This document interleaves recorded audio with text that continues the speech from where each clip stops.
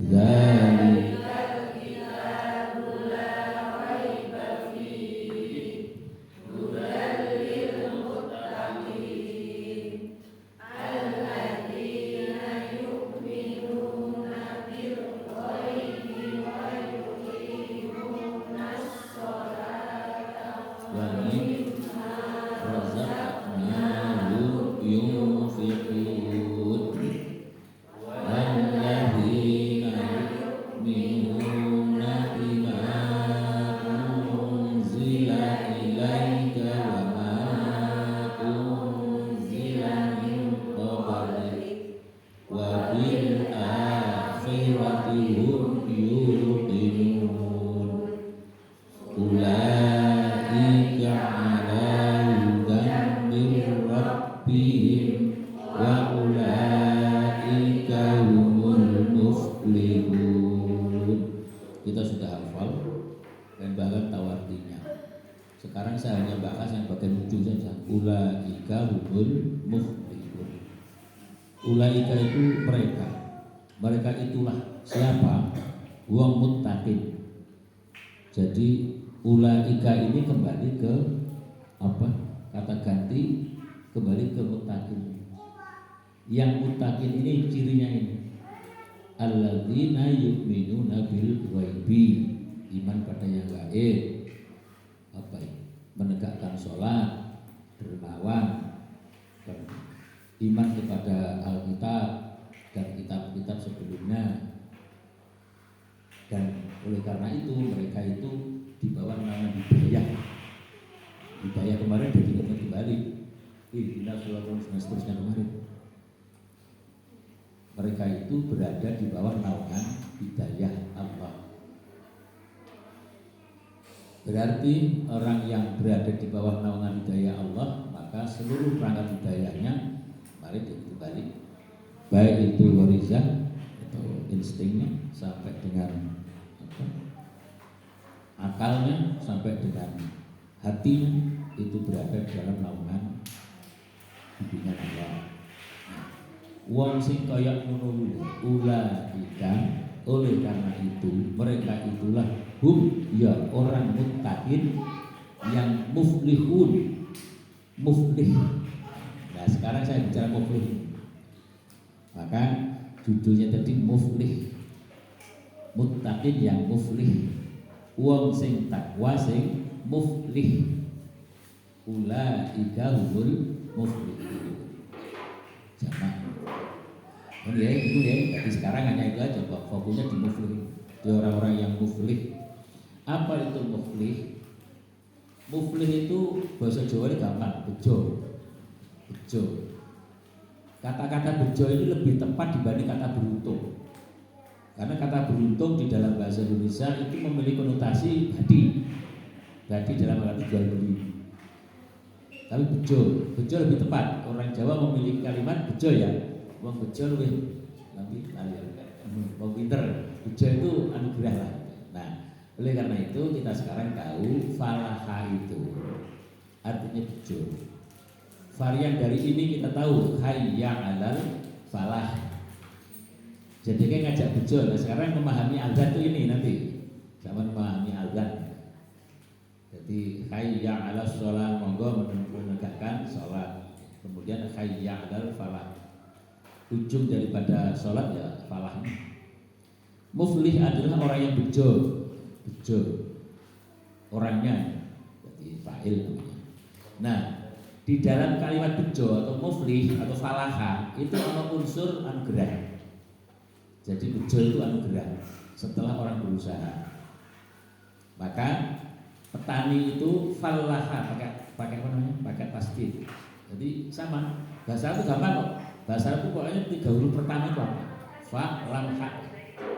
Karena variannya kan terusnya mesti akar katanya sama. Maka petani itu kudu macul, panen, beruntung, bejo. Nah, itu namanya falah. Maka petani namanya falah. Kemudian dalam konteks kita falah dalam arti lebih luas yaitu bejo sakwise awake dhewe berusaha. Namanya petani tadi falah. pakai olak, pakai tasdid. Di dalam bejo, bahasa Indonesia, bahasa Jawa bahkan, itu selalu mengandung unsur kejutan, nggak impas. Bejo itu lebih dari yang lebih dari itu lah. Ada unsur kejutan. Bejo tenan kan? Kayak piye? Ini pasti meskipun begitu pasti ada usahanya, tidak kosongan. Mesti ada ikhtiar.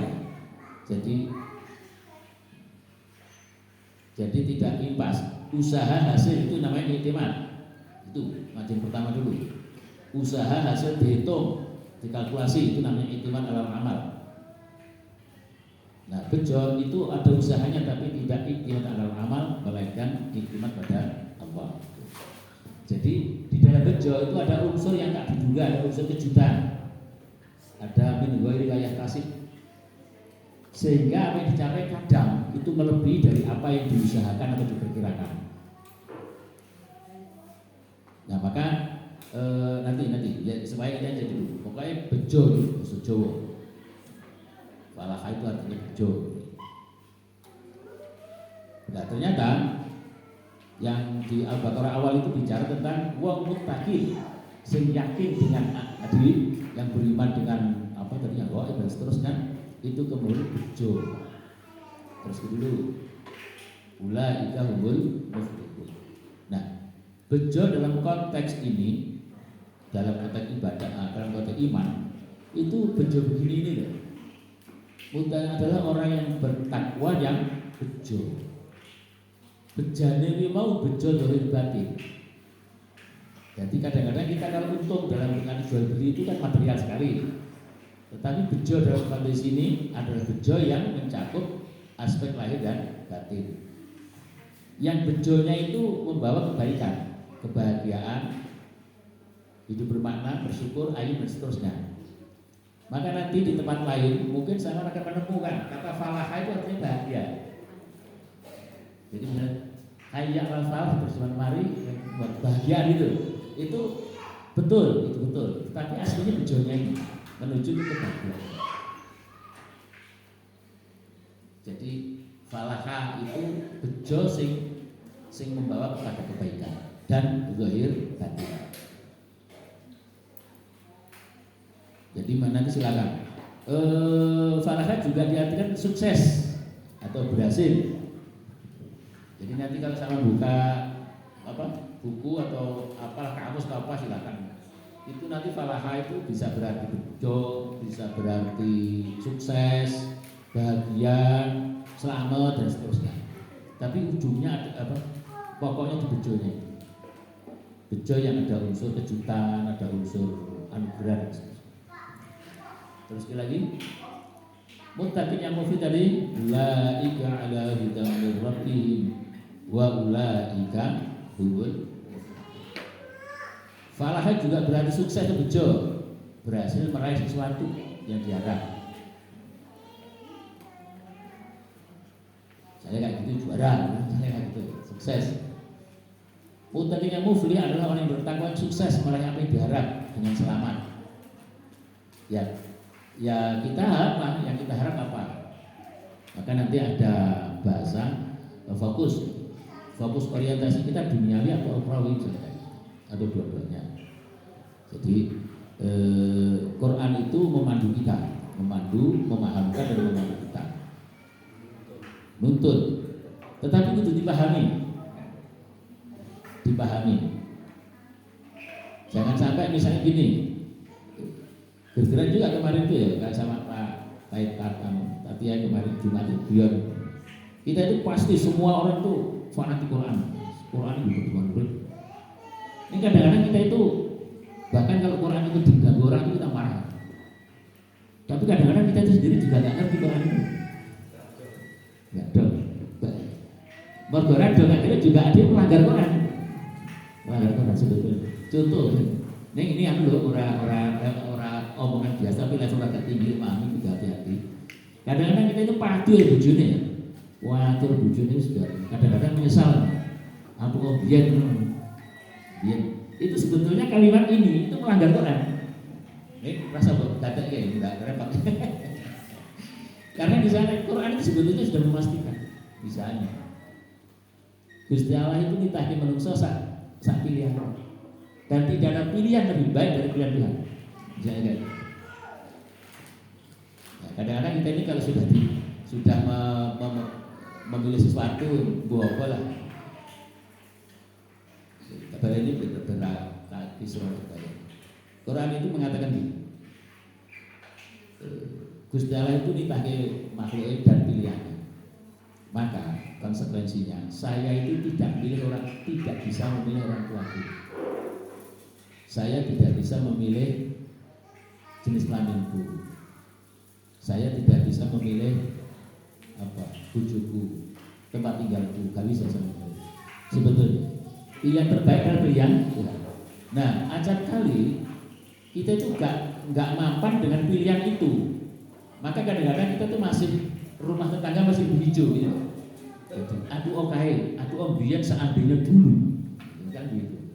Seandainya dulu aku sido neng kono, aku sampai turute. Nah, ini yang menyebabkan kita nggak pernah mapan pikiran. Dan itu umum, sampai pun bisa gitu. Bahkan lepas parkir bujuni itu dikelingan karo sing biyen-biyen. Ya pilihan. Jadi itu contoh. Saya hanya mengatakan bahwa Quran itu luar biasa. Nah ini kembali ke sini. Allah bejon, ulaika ala hudan min rabbihim wa ulaika humul muflihun. Itu hafal sekali pokoknya itu.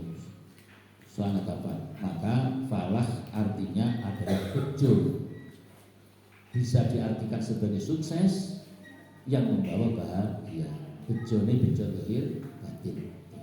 Nah ini tadi biasa kita tahu itu.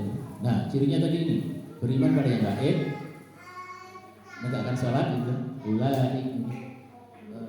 Yu'minu bil ghaibi wa yuqimuna sholata wa mimma razaqnahum yunfiqun. Gitu ya. Walladzina yu'minuna bima unzila ilaika wa ma unzila min wa bil akhirati hum yuqinun. Nah, ada berapa? 1, 2, 3, 4, 5. Tapi 5 itu enggak akan saya bahas semua. Jadi enggak usah KPK lagi dan bulan kali. Nah, sekarang saya hanya fokus pada yang gaib. Yang gaib. Untuk merajut ini. Jadi wong mutakin artinya kita itu dadi wong mutakin, wong sing takwa. Salah satu unsurnya mutakin itu iman pada yang gaib. Kalau kita iman yang gaib itu akumulatif nanti muflih. Nah, saya aku fokus ke iman yang gaib. Terus untuk yang kedua pada akhirat. Yang gaib alladzina yu'minuna bil ghaib. Nah, mari kita lihat gaib itu apa? Gaib itu adalah yang tak teramati dan atau yang tak terjangkau oleh pengamatan. Maaf, tidak sama dengan pengertian Jawa gaib. Itu artinya ajaib atau demit, bukan. Gaib itu adalah lawan kata dari hadir. Jadi di mengaji Buti hadir, Yuni hadir, Sisilia gaib. Nah, absen gaib. Gaib adalah absen, tidak hadir, tak teramati, tidak ada wujudnya, itu diarani gaib. Nah, saya ini pikiran saya itu bersih dari pengertian gaib demit menjadi pengertian biasa saja. Yang gaib adalah yang tidak hadir, yang tidak teramati atau tak terjangkau oleh pengamatan. Oleh karena itu, misalnya siapa tadi Yuni itu gaib, mereka tak teramati di sini, enggak hadir. Atau sesuatu yang gaib yang tak terjangkau pengamatan, apa? Hari esok. Apalagi yang tak terjangkau pengamatan, oh malaikat, oh jin, betul, yang tak terjangkau oleh pengamatan. Itu diarani gaib. Jadi pengertian gaib kudu sama bersihkan dari sekedar pengertian demit, tunggu dusun, tuyul. Betul mereka gaib mergo enggak teramati. Nah, dalam konteks iman, gaib artinya apa yang tidak teramati atau tidak hadir. Nah, apa contohnya? Yang menyebabkan yang jadi falah, salah satu di antaranya adalah seperti kata Nabi, Hari esok itu gaib. Ada kelima kegaiban yang kita tidak pernah bisa tahu persis. Apa itu? Salah satunya adalah hari esok. Sesok atau nanti mau apa? Kemudian orang-orang kafir begini, orang kafir dalam Quran bilang begini. Kalau saya bisa menguasai dunia, kalau kan sama biasa membayangkan seandainya atau kalau aku mengukur ini, kalau saya berhasil ini, kalau ini kan. Orang kafir pekerjaan gitu dulu. Coba sama kita ingat dan kita kalau juga. Kalau saya sukses, kalau bisnis begini nanti bisa begini. Kalau kan, hasil saya lalu. Nah orang kafir juga gitu.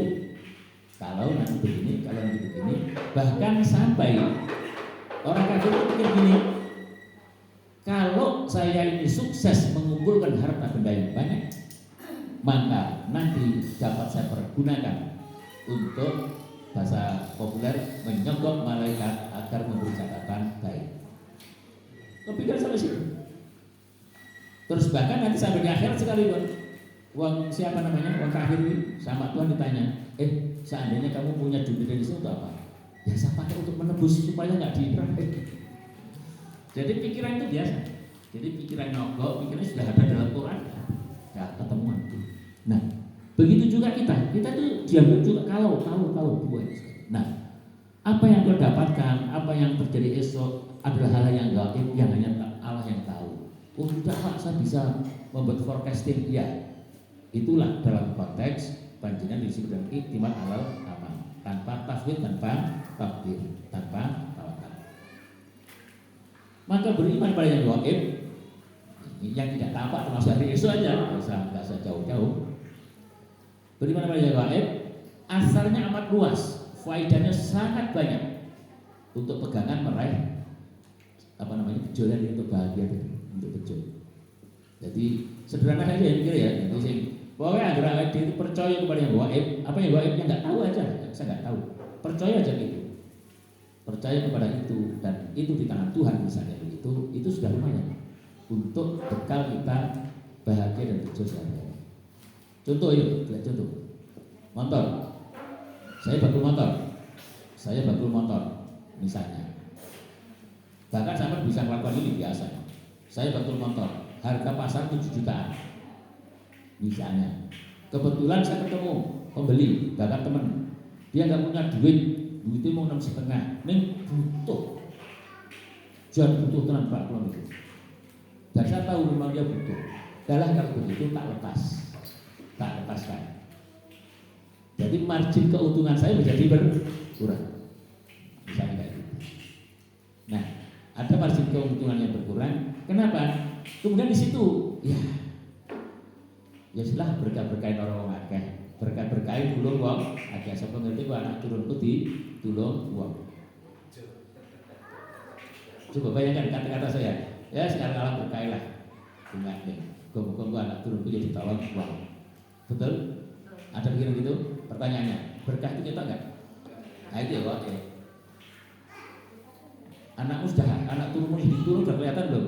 Belum. Kita nggak tahu juga.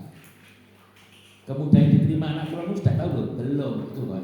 Nah, percaya ke sana itu satu bagian untuk muflih, untuk bejo. Artinya orang kemrungsung matematik banget. Tahu saya? Coba sekarang. Saya tidak sedang menghibur. Saya sedang tidak menghibur, tetapi fakta. Jika saya menjadi guru dan kalkulasi hidup saya untuk berangkat ke sekolah, untuk ini, kebutuhan saya minimum itu 2 juta atau 3 juta. Ternyata gaji saya itu nggak sampai situ. Dan matematik zaman masih kuno. Tetapi kalau saya percaya kepada keberkahan, berkah dan rahmat dan berkah Gusti Allah. Itu ya ana kata kalimat dilalah cukup nih. Pernah dengar ya? Dilalah cukup. Dilalah iso ketemu bi idznillah, dengan izinnya Gusti Allah. Dan itu kita praktik biasa kok. Biasa. Mama saya itu bakul pasar cuman jualan sayuran saya kecil ya baik ya pokoknya. anaknya 9. Itu kalau tidak yakin kepada yang gaib, kita suruh putus anaknya jadi ngomong miskin apa. Tetapi karena mama saya itu percaya diri dan orang biasa percaya diri untuk itu bahkan ayah saya itu bilang begini, orang nasib, anakku orang untuk mikir warisan, orang untuk mikir warisan, tuku didik, tak tunai. Nah 9 orang itu 8 orang sudah punya tanah sendiri, nggak ada yang tanah sekarang 3.000. Lah itu gaib. Kalau mama saya nggak yakin, menderita. Mama saya 9 orang menderita dan orang tua yang menderita, anak yang menderita, dan saya jadi orang yang menderita juga, itu kan gitu kan, turun kan gitu. Dan adik-adik saya menderita, terus menderita. Pulau lah sama yang ketemu uang gampang sahabat ya, mengeluh ya. Itu mesti juga orang tua apa juga tukang mengeluh. Kan sering itu ya, maka saya selalu memberantas penyakit mengeluh. Ngapain mengeluh itu? Lah mau layak mengeluh saya lah orang paling mengeluh. Bisa naik orang kan orang itu. Kalau boleh mengeluh yang paling mau. Kemarin itu lucu, guyonan di sore bersama Pak Tan. Seminggu ya, tinggal bujune dhewe. Apa-apa ora iso. Ya mengeluh, kudu aku mengeluh. Saat itu, maka jadilah orang yang percaya kepada yang gaib. Nanti kita akan memperoleh bejo muflih. Dan bejo itu, muflih itu membawa kita urip bahagia. Jadilah orang bahagia. Gimana dia? Bicara tentang bahagia. Untuk ngaji ini urusan bahagia biar orang rasa ini susah. Jarang saya bicara ngaji siksaan. Infak seberapa pun besar, sudah haji, sudah sholat siang malam, kalau tidak ikhlas gak ada gunanya. Aku tak tahu haji dulu. Gak pernah? Coba. Ayo, sholatnya, karena saya bicara ikhlas ditanya. Sholatnya, bicara ikhlas saya tak tahu sih. Sholatnya sudah apa tadi? Sholatnya sudah siang malam. Apa sudah haji? Sedekahnya, tapi kalau tidak ikhlas, bedanya aku mengarang baru sedekah. Sedekah itu lah ikhlas, tidak ada gunanya. Wah, mesti dilakukan satu itu kok ora gunane kok piye wong iki. Nek ora apa-apa guru ngaji mriki ana ya. Ana tak nek aku gak tahu. Nah. Lah yo Pak guru ngaji. Nek itu guru ngaji pesimistik itu. Enggak saya optimis. Yang penting sampean salat, sampean yakin mrene sudah bahagia. Ora ikhlas, Pak. Ora ikhlas meneng wae. Jalan nggak tahu. Nah ini Pak Bon. Kemudian ini gajinya mesti lebih rendah dari direktur. Nah kalau boleh ini perbandingan jomplang, meskipun ya apa dong, ini bayangan saya. Gaji direktur pasti lebih tinggi daripada tukang sapu, pasti, insya Allah. Tapi tukang sapu yang beriman, ikhlas dan bertakwa tinggallah dheweke iki ya bener percaya yang gaib, bisa saja uripe luwih berkah dan luwih bejo mbakane sang direktur. Saya sedang tidak menghibur, tetapi fakta. Kok iya? Lola kita ini gimana toh? Wong kemarin itu hari apa saya sudah cerita juga ya. Saya lupa ya. Yang ibu pas di Purwokerto sudah jadi saya sempat di rumah sendiri. Itu orang konsultasi itu harus judek saya.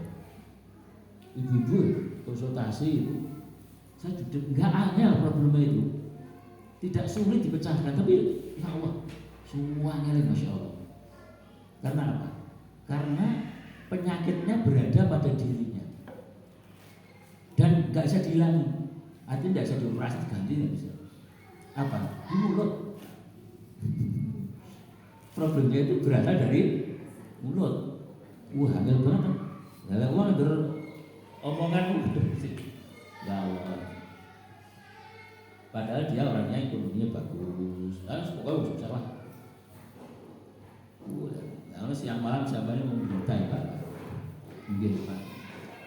Ini pun bejo Pak, Bapak bejo kalau kesuan Bapak. Dan itu udah ikan ini lajeng labrak ya. Dia membawa problem itu.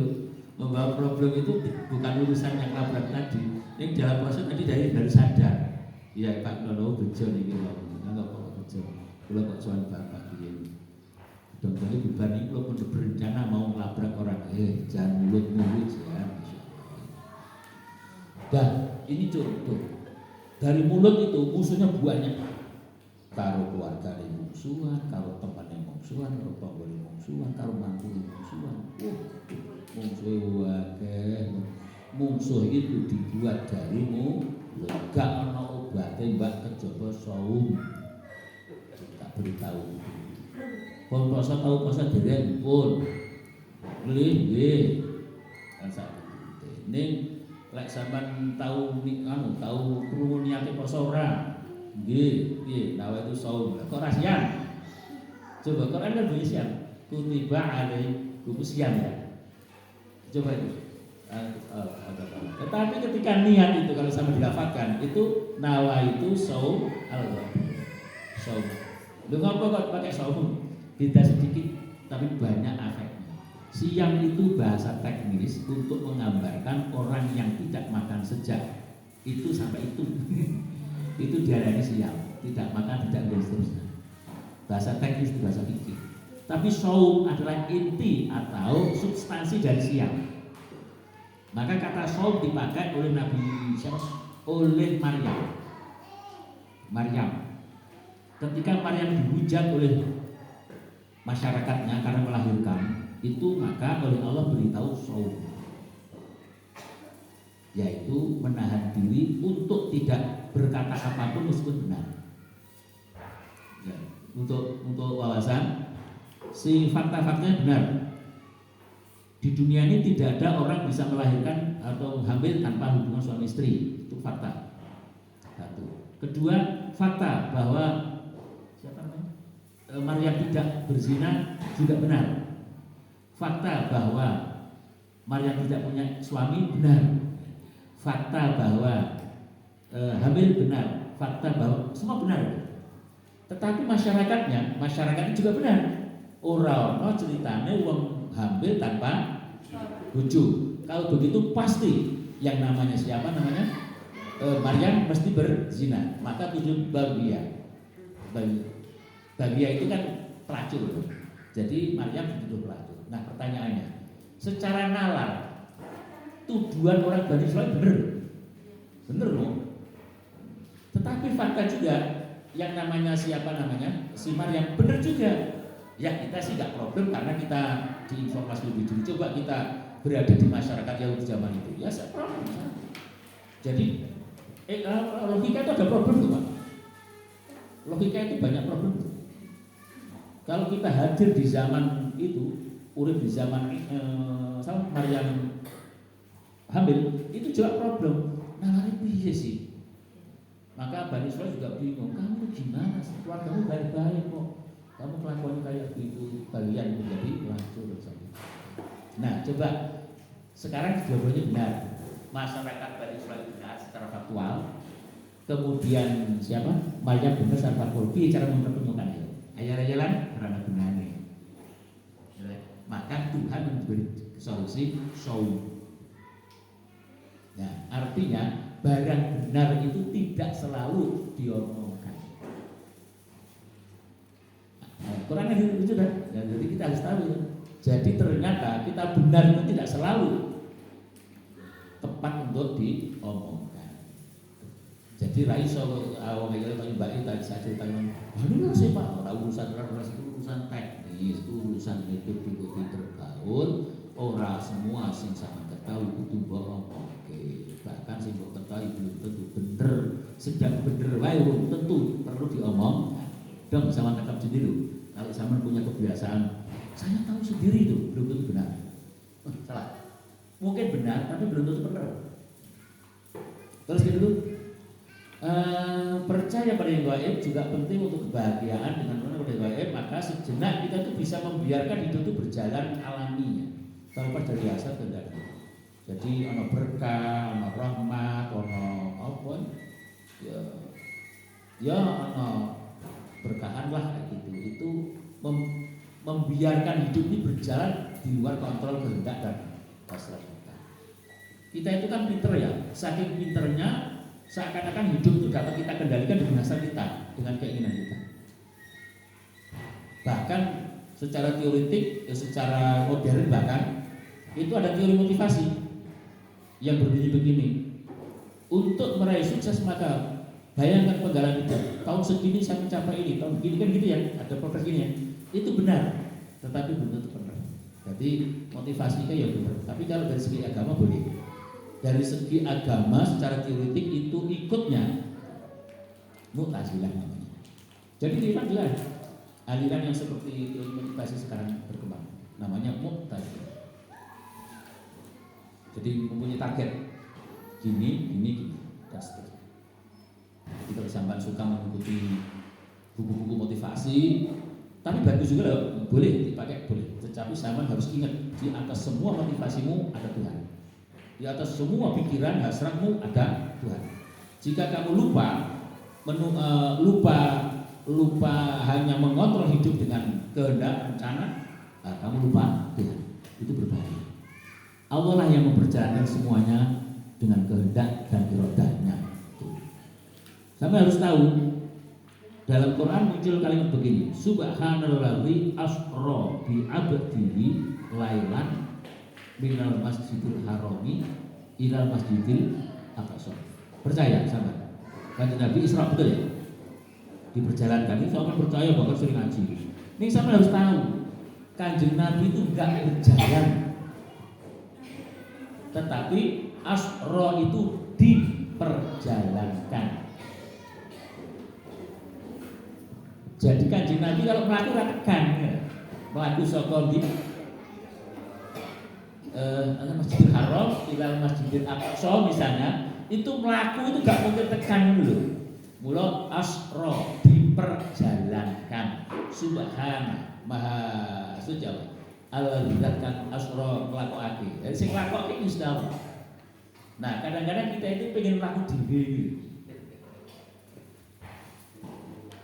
Pengen melaku sesuai dengan karepe diri. Nah, mari sekarang sejenak kadang-kadang dilepas. Ojo kabeh manut karepe diri. Bahwa kita persisi kontrol betul. Saya pun sangat presisi. Jadi saya misalnya ada kegiatan apa ya, semua di rumah banyak kegiatan. Itu saya tahu persis detailnya, itu tahu persis. Secara teknis itu pasti saya tahu.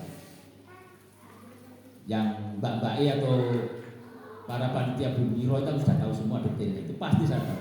Tetapi tauku tentang detail itu adalah bagian dari kewajiban saya sebagai seorang yang berilmu. Satu. Kedua, selebihnya sebagai orang beriman, aku tafwid kepada Allah. Jadi melalui ngerkenan. Kemarin juga datang ke tempat saya karena ajang pemilu nih. Ajang pemilu itu datang tim ampuhlah, tim provinsi datang ke rumah saya. Panjang lebar. Ya jujur itu, jujurnya begini. Setelah saya dia minta saran, sopannya biasanya minta saran, bareng tak beri saran macam-macam, beri wawasan ini. Dia kaget. Kagetnya itu dia nggak kira bahwa saya ngerti. Terus batin gue yang mau jadi murah nih, gue goblok mengira aku ngerti. Aku ngerti bangku ya.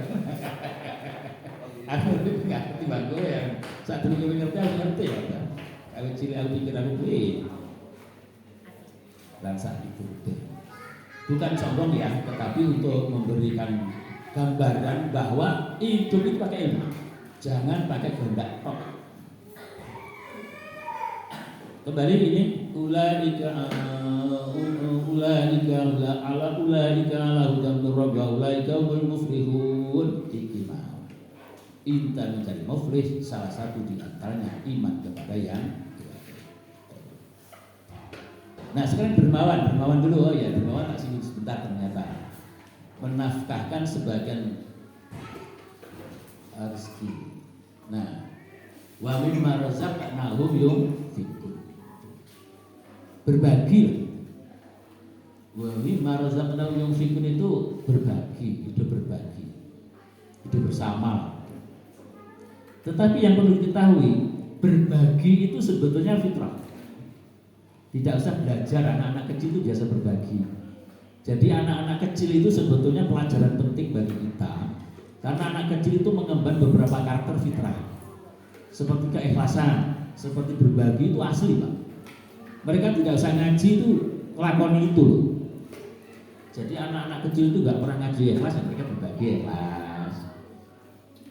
Terus memaaf ya pemaaf, bahkan mereka itu berebut nangis kan biasa, kan gitu. Kalau kita enggak kan, nah kita untuk kembali seperti itu dadak ngaji, dadak ngaji ikhlas itu loh, waduh ngaji ikhlas itu apa itu bukan main. Dermawan itu loh, dermawan kayak apa anggap. Padahal itu adalah fitrah sekali. Maka kadang-kadang ngaji itu ya kauniyah lah gitu. Ngaji pada itu kembali ke masa kanak-kanak. Nah di sini unsurnya berbagi di dalam teori manajemen atau di dalam motivasi disebut dengan abundance mentality, membangun mentalitas berkelimpahan. Nah sementara kita itu menjadi miskin itu karena kita berkembang menjadi mentalitas berkekurangan, sehingga kita serba khawatir nanti saya nggak kebagian. Jadi sampai pada level paling tinggi misalnya dalam urusan pilpres, kita itu seakan berarti kalau yang memilih itu kita jadi gimana? Kayak dunia itu presiden menentukan nasib hidup. Kan serius banget kita ini ada ya. Lah kadang-kadang ya saya itu dunia nggak saya serius loh gitu. Kemarin ada kelompok juga itu petinggi bantu Kak Guyon. Rasa serius loh, udah kok serius banget ngapa? Pilpres sesuk ya padha iki. Sepertinya khawatir kalau pokoknya itu nanti begini. Bukan yang menentukan yang awake dhewe wis salah dulu. Bahagia tidak, bangsa kita ini makmur tidak. Enggak, bukan kayak gitu. Nah, mari kita mencoba berkelimpahan supaya kita enggak miskin banget pikirannya. Innamal ghina ghinal qalbi wal faqru faqrul qalbi. Ada lain, laisal ghina an suratul ardi walakin ghina minal qalbi. Sungguhnya kaya adalah kayanya hati dan fakir itu fakirnya hati. Miskin. Nah, jadi fakir. Nah, bahkan Nabi mengajarkan begini. Allahumma aghnina zahiran wa batinan ghina. Zahiran wa batinan tambahan saya. Allahumma aghnina ghinan la nakhafu ba'da faqr. Ini biasanya saya tambahin zahiran wa batin. Allahumma aghnina zahiran wa batinan ghinan la. Ya Allah berilah hamba-Mu kekayaan zahir dan batin yang tidak takut fakir, supaya kita ini longgar pikirannya, enggak gampang pemaaf, gampang berbagi nasib, juga berbagi barang, berbagi kesempatan, berbagi peluang gitu. Saking miskinnya pikiran kita gitu. Kalau kita lihat di jalan, orang sepertinya takut kehilangan waktu, ngebut, abai terhadap hak orang lain. Kenapa sih kok berbagi jalan? Misalnya kayak gitu. Jadi berbagi itu tidak hanya duit, berbagi kesempatan, berbagi jalan. Mudah-mudahan saya tidak salah, tetapi saya pernah kalah. Ke Raudhah di Masjidil Nabawi itu susahnya bukan main. Sekarang katanya pakai kartu, pakai aplikasi. Kalau dulu antri lah, dulu ketika zaman saya. Dan teman-teman saya katanya juga antri sejak pagi. Tetapi jujur saya tidak tahu persisnya kayak apa. Tetapi yang jelas saya masuk tanpa antri. Dan ya sudah, begitu cukup secukupnya saya tanpa antri, saya dengan awak teguh almarhum. Tidak sendiri saya berdua. Masuk tanpa antri Pak, tidak ada orang antri apapun, saya masuk ya seperti apa adanya. Dan serta keluar. Lah teman-teman saya tanya, teman-teman gue takkan saya pun tidak Raudhah Pak. Pun ya no. Lah aku lewat telepon masuk. Lah kalau antri kan indah dari sekat lebur. Aneh kan? Jaraknya sama. Orang-orang antri sejak pagi belum bisa masuk, saya tidak ada antri. Lah wong-wong neng. Orang-orang tadi gimana? Makanya yakin orang malaikat. Banyak malaikat itu di. Maka sejak itu saya setiap kali ada kesempatan ke Raudhah enggak berani masuk. Bukan berani takut apa enggak, biarlah. Kalau saya sudah dimudahkan, ojo tak ngudi. Ada orang lain yang lebih gitu. Maka saya kerepotan sekali. Itu bukan apa-apa, berbagi kesempatan. Bukan seorang baik, enggak takut. Contohnya kayak gitu. Di jalan juga kalau perlu sama juga berbagi jalan, jangan cuma ke susu. kemarin pegang. Dan alhamdulillah ya, wong iya ada wong sak kurang-kurang saiki perilaku di jalan itu, perilaku iman itu saksikan di jalan ya. Iman atau akhlak sama ini dilihat di jalan. Insyaallah. Dan saya beruntung itu hari apa? Saya ada rapat FKDM Kabupaten di tempatnya di Front Hotel di Wetane Polsek Depok lo jalan Ringgit. Ya udah. Tapi banyak semua pakai mobil kan, ya saya juga pakai mobil. Di dalam saya nggak dapat parkir, parkir di jalan. Nah, selesai pulang. Oh enak banget lah, saya selesai pulang nggak ada apa-apa. Besok pagi guru kaget, loh mobilnya kenapa pak? Bilang kenapa? Lah kok pecah? Udah bener ngerti pak, jumlahnya di sebelah uang. Jadi bumper gua pecah. Nah untungnya aku nggak ngerti, kalau ngerti ya mau, ya sudah. Ini dari ngerti, jadi penak kan bang. Orang ngerti aja nggak sama sekali. Ya bener pecah. Jadi sebenarnya kita bengkel dari maksud. Ini gini, lek sahabat ngono kuwi kaya kula mboten samara, biasa saja. Lah kok biasa? Nggih. Lah waktu kletok mobil anyar dijuali wong. Kula tidak ada hubungannya. Jadi mobil kula teng bengkel, ora ana hubungane blas niku wau. Mobil kula teng bengkel mergane kesodol niku wau.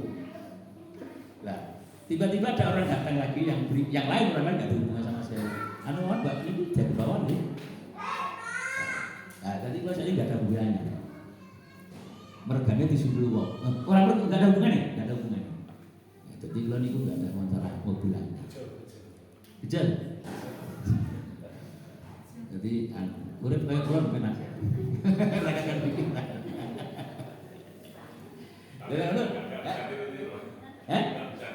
Bisa ditiru imane mau no.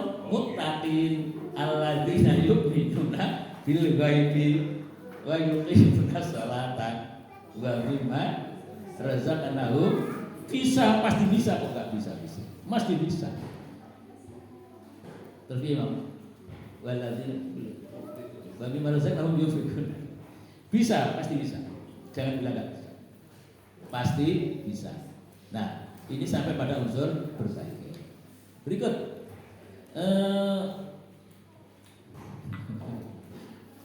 sekarang hidup akhirat. Ini juga kunci bahagia. Jadi orang yang beriman pada akhirat itu kunci bahagia, masya Allah. Karena orang-orang yang sekuler dan yang atau tidak percaya kepada Tuhan dan mereka harus bekerja keras untuk menguasai dunia. Bahkan katanya di Indonesia itu kekayaan dikuasai oleh 9 naga atau 10 naga, terserah ngerti. Di dunia sekian persen itu kalkulasi ekonomi benar. Tetapi jangan main, belum tentu mereka bahagia. Belum tentu. Belum niku lah kira-kira Pak, kira-kira. Ya mungkin kira-kira mungkin salah, mungkin mereka bahagia mungkin. Tetapi juga banyak yang tidak bahagia. Salah satu di antara yang pernah saya tahu, yang tahu itu berarti fakta. Kira-kira nih uang sukses itu tidak selalu bahagia. Kira-kira. Karena saya pernah ketemu seorang pejabat di direktorat, yang direktur itu masuk dasar dulu di Kimpras itu kan puasa sekali. Jari, nih aku belum tahu kalau masuk. Itu di pusat, di direktorat, Jadi bukan Pasita, bukan Pasleman. Jari ini wong beli juga oke. Rumahnya ya banyak lah. Nah pada momen terakhir dia itu barusan lelang tanah, bukan tanah, bangun rumah bahasa di Bogor sekian M. Tapi belum selesai lah kayak gitu atau proses belum jadi lah. Nah dilalah katanya juga saya tidak tahu persis.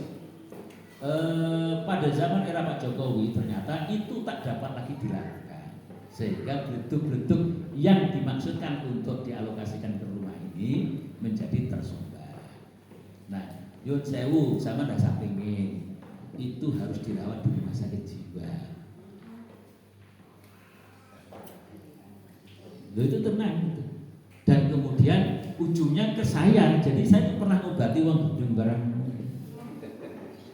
Ini saya waras bisa kerja. Ini nggak bisa pulih, nggak bisa pulih. Nah, saya ini gambaran. Ini bukan menghujat tidak, tetapi belajar. Jadi menurut saya, lah aku lewat, wah mobil api, umur gedung sok gede. Yang juru pokoknya bisa enak kita gitu ya, enak bahagia. Sebenarnya ya langsung setelah itu ya masuk rumah sakit. Tetapi untuk tuntasnya kemudian dibawa pulang ke Jogja. Kemudian ya pasti orang Jogja kan ini, mesti orang Jogja kan begitu. Dan kemudian datang ke Sabah. Ya tapi sinau kan, aku sinau wah benak aku ada apa-apa turun linting ranggo kasur enak. Wis mangan enak, turu kepenak, radya oyak, merdeka. Nah, sekali lagi, kalau aku gak mau di akhirat, kan aku boleh berbuat apa saja. Jenenge apa wae terserah, komisi kah jenenge boleh pun apa korupsi, korupsi kasar ya, enggak korupsi lah, pokoknya bohong. Nah itu semau saya kan dia kesempatan masa nggak digunakan apa ya yang mau lah. Nah itu kalau saya tidak takut pada rasa semuji pak, rasa semuji tidak begitu. Mari kita lihat. Wabil akhirati hum yuqinun, meyakini kehidupan akhirat akan membawa beberapa faedah, di antaranya man kanat akhiratu hammahu ja'alallahu hinahu fi qalbihi wa jamalahu syamlahu wa atathu dunya wa hiya raghimatun. Kuncinya percaya lho, iman lho ini. Ora iman ora apa-apa, ora dadi. Kudune iman. Dadi lek iman mari kita lihat. Sapa sing orientasi hidupnya adalah akhirat, maka Allah memberinya rasa cukup dalam hati, memudahkan urusan-urusannya, dan dunia seakan datang tanpa dicari. Nah, buktinya apa? Percaya kepada yang wajib. Karena kalau dicarikan bukti susah. Kalkulasinya mau apa pak? Lah kula iman tengah akhirat juga jadi sugih. Gak bisa, gak ada bukti, gak ada. Buktinya hanya yakin dan percaya. Iman. Maka wabil akhiratihum yuqinun ulaika ala hudan min rabbihim wa ulaika humul muflihun. Mula ana bahasa lain, kalau kita itu mikir akhirat, dunia katut. Itu dari hati sini. Atau guru saya bilang begini, golek longan, golek amben, bahasa Jawa Timur, golek amben aja golek longan. Amben di sini apa ya? Dipan ya. Bangunlah dipan, jangan longan tahu ya. Kalau di Jawa Timur bahasanya gitu, golek amben aja golek longan. Karena golek longan pasti dijeduk-jeduk. Tapi lek golek amben pasti punya longan. Ya, wong Jawa biasanya pondoknya ngaji sederhana. Nah gitu. Kalau kita lupa, kalau begitu kita orientasi akhirat terus, sebenarnya akhirat bukan itu maksudnya. Maksudnya ialah hiduplah sesuai dengan fungsi kekhalifahanmu, sesuai dengan posisimu, tetapi jangan terhenti ansih melihat penghasilan, target dan seterusnya. Ingat, itu semua adalah wasilah untuk menuju itu akhirat. Jadi kalau saya mengajar atau saya bekerja, saya tukang batu bekerja membangun sekolahan atau bangun masjid. Pak saya kan bersamaan bangun sekolah, bangun masjid. Itu tak patukan tak gambar, Pak, diniatnya pas tuh. Niatono, orang bujur soalnya, seandainya ini diterjemahkan, Pak niatono, leh menyambut goi, niatono, gawe papane wong padha sujud, gawe papane cah padha sinau. Ini lagi ngomong gak menunggui kalau tak gimana? Artinya apa? Saat dia benar, dia tidak dapat gaji tok, tetapi juga dapat ke depan. Tapi kalau si tukang tadi ansih kerja, bah itu masjid, bangun jembatan, bah itu sekolah, pokoknya fokus ku nyambut gawe, dan itu ono kalkulasi nih sehari segini hitungannya, dan itu ya sudah, ya nggak salah, dia dapat duit juga nggak apa-apa. Tetapi jika kita berpikir saya adalah tim ahli membangun jembatan, misalnya kepikiran di saya kalkulasi teknis atau break-even point, keuntungan margin keuntungan sudah saya hitung semua. Pungkasan akan berarti mudah-mudahan saya dapat membantu kelancaran orang berjalan untuk berbuat kebaikan. Sama jembatannya jadi kok. Jembatannya jadi ya sama. Uang saya juga sama, tetapi anak nilai plus bahwa saya memiliki keyakinan untuk sesuatu yang saya petik di akhirat nanti. Oh iya ya, saya kelingan itu masyarakat apa sama? Siapa sih menyingkirkan duri di jalan loh? Itu diampuni dosanya adalah ini menyingkirkan gangguan jalan supaya jalannya lancar, tak buat jembatan. Padahal jembatan itu uang negara. Tapi niatku insinyur saya tidaklah insinyur apa?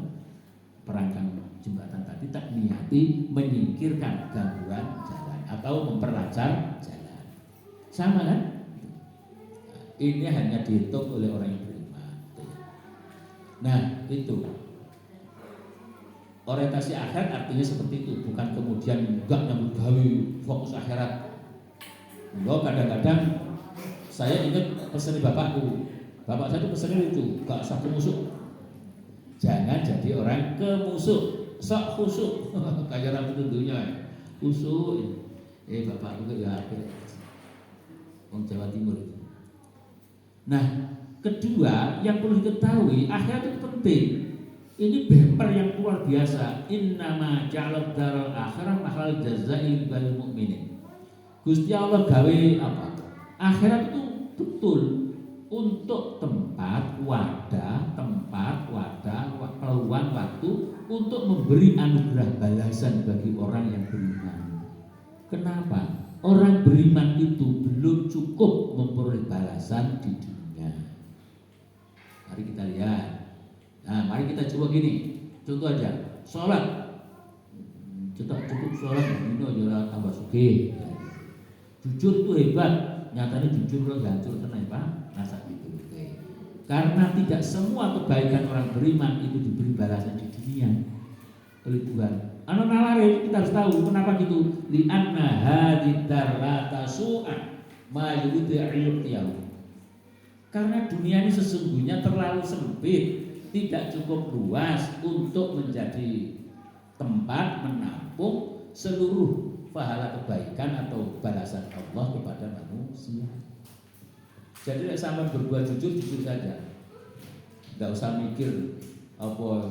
Karena aku jujur masa karena apa? Itu nanti pahala kejujuran itu luar biasa. Yang seandainya diberikan di dunia nggak cukup ruangnya untuk menampung itu, maka diciptakanlah akhirat. Nah, dengan keyakinan ini kita menjadi ngerti.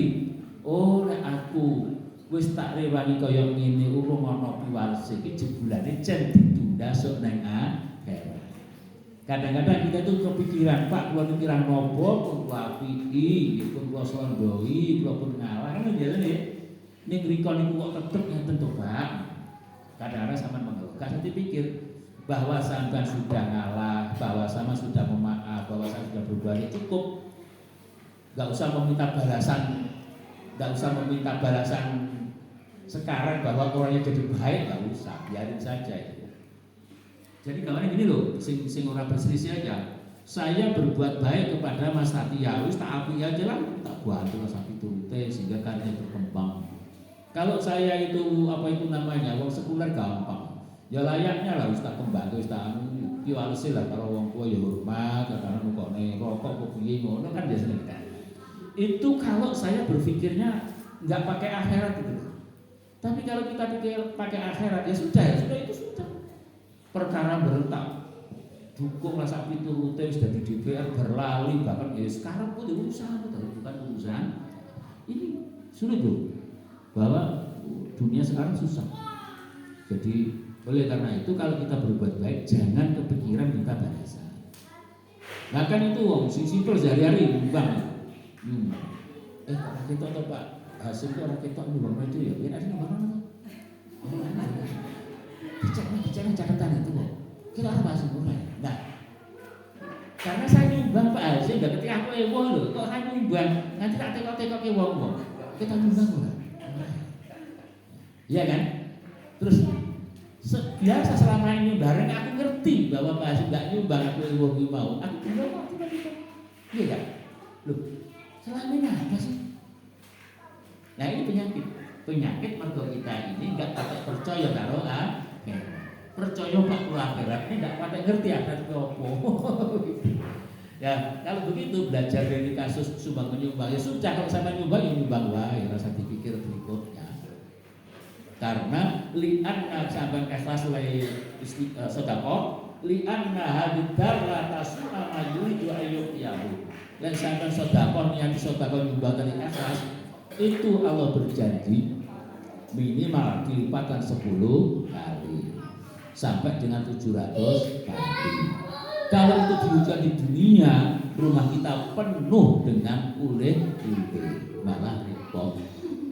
Li'anna hadidar la tasua tidak cukup luas, la tasua tidak cukup luas, majuri itu ayubnya. Jadi itulah pentingnya kita beriman pada akhirat. Nah, yang kedua, kecuali nggak cukup. Nah, ini dunia itu kayak gini. Li'anna kayak sempit banget dunia itu, kadang-kadang bahkan kita pas susah itu dunia itu begitu sempit. Nah, ngantek tidak lebih dari sedaun kelor. Maka sekarang banyak orang bangga repot-repot turun bunuh diri aja lah. Kasus bunuh diri bisa meningkat tuh di kalangan muda, mahasiswa terjun bebas. Kemarin di Ngemplak nggak jadi tapi munggah orang ingin kadidaya pelajar terbang, tapi nggak jadi dapat menuju.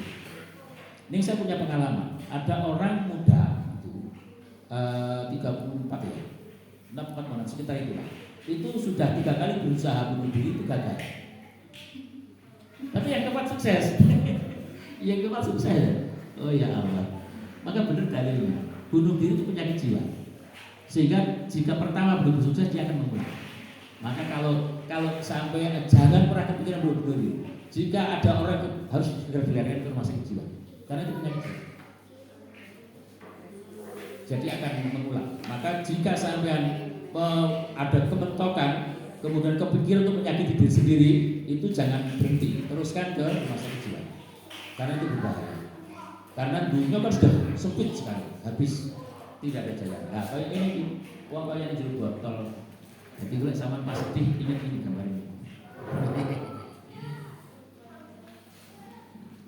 Nah, sekarang ini motivasi juga, motivasi jangan jauh ini. Surga itu apa?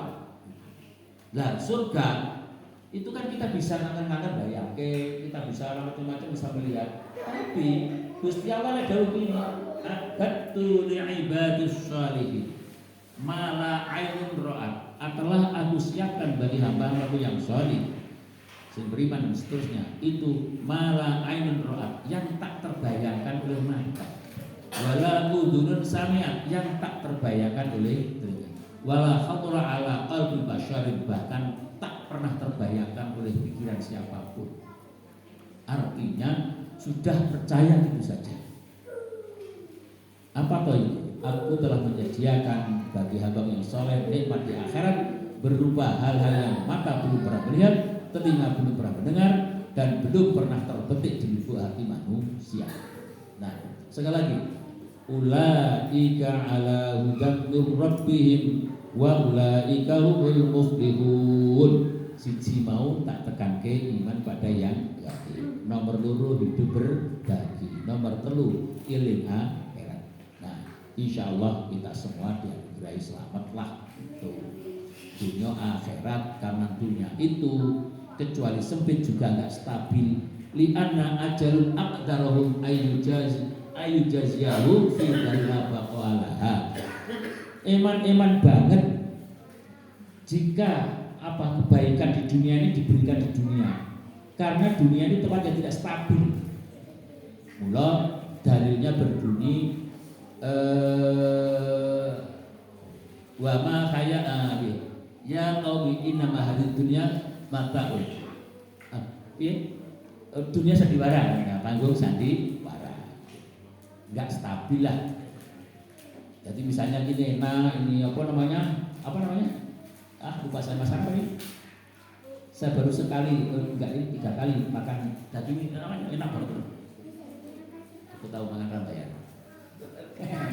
Enak banget, enak banget. Tapi enggak stabil enaknya, karena ada batasnya. Bareng sakit ya bener.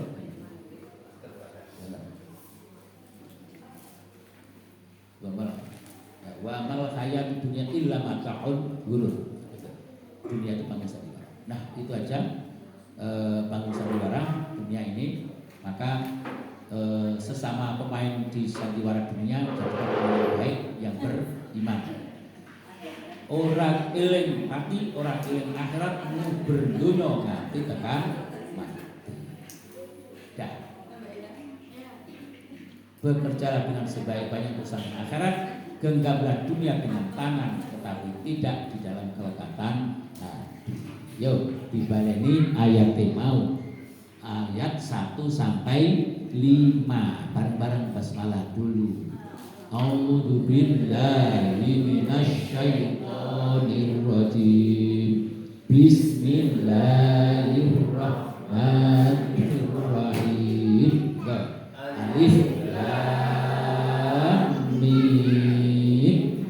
Zalikal kitabu la raiba fihi hudal lil muttaqin alladzina yu'minuna bil ghaibi wa yuqimunas sholata wa mimma razaqnahum yunfiqun alladzina yu'minuna bima unzila ilaika wa ma unzila min qablik wa bil akhirati hum yuqinun ulaika ala hudan min rabbihim wa ulaika humul muflihun. Ulang yang terakhir, ulaika ala hudan min rabbihim wa ulaika humul muflihun.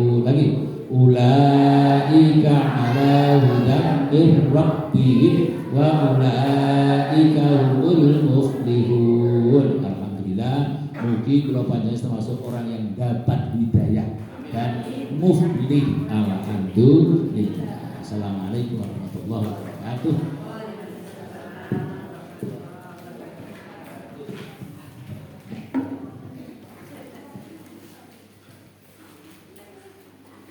Tiga tanda-tanda kita dulu.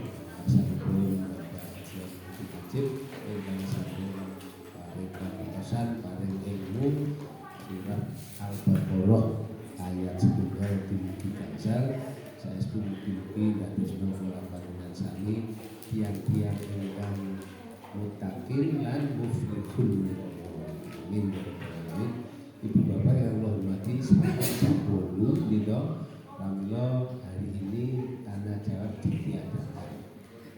Ahad lagi dia pakai besok saja.